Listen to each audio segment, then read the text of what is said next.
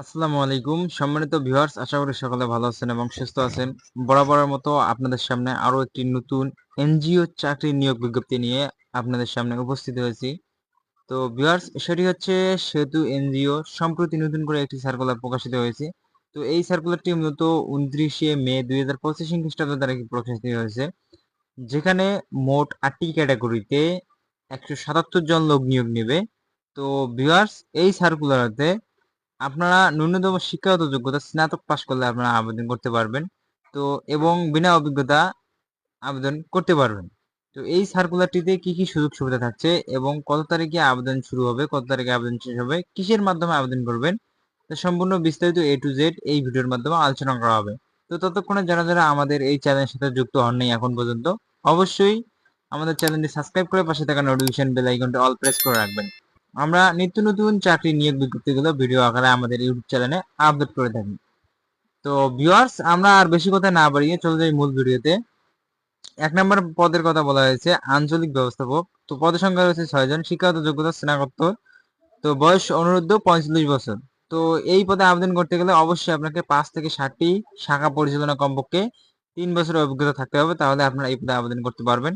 তারপর বলা হয়েছে 2 নম্বর পদের নাম হচ্ছে নিরীক্ষক। পদের সংখ্যা রয়েছে 6টি, শিক্ষাগত যোগ্যতা স্নাতকোত্তর বাণিজ্য CSCC, বয়স অনূর্ধ্ব 40 বছর।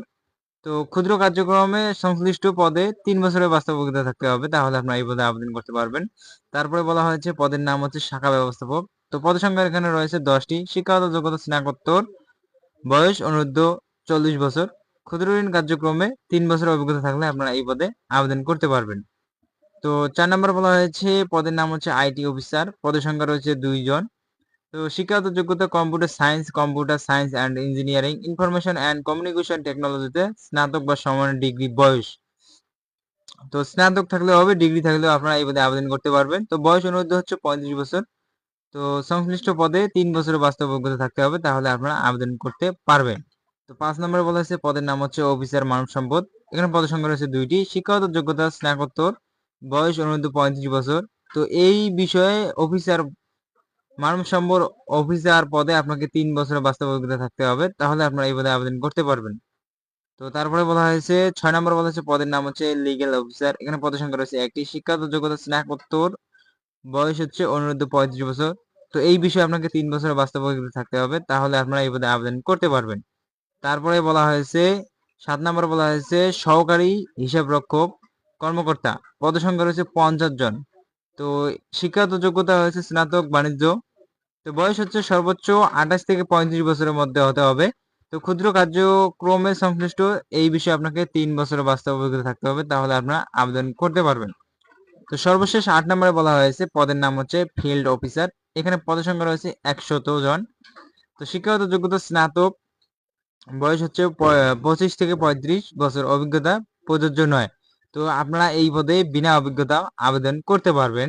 তো এখানে এটার বেতন স্কেল বলা হয়েছে শিক্ষানবিশিকাল 23,400 থেকে এবং নিয়মিতকরণের পর 28,000 টাকা হবে। তো ভিউয়ার্স, এখন আমরা আসি, এখানে নিয়োগ বিজ্ঞপ্তি কিছু শর্তাবলী দেওয়া আছে।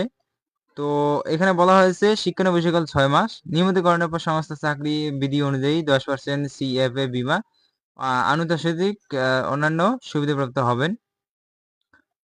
তো ভিউয়ার্স, এখানে বলা হয়েছে চাকরিতে যোগদানের সময় নগদ 20,000 টাকা ফেরতযোগ্য জামানত দিতে হবে।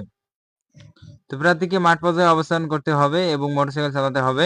লক্ষ্যমাত্রা অর্জনকারীদের মূল্যায়নের ভিত্তিতে উৎসাহিত ভাতা প্রদান করা যাবে।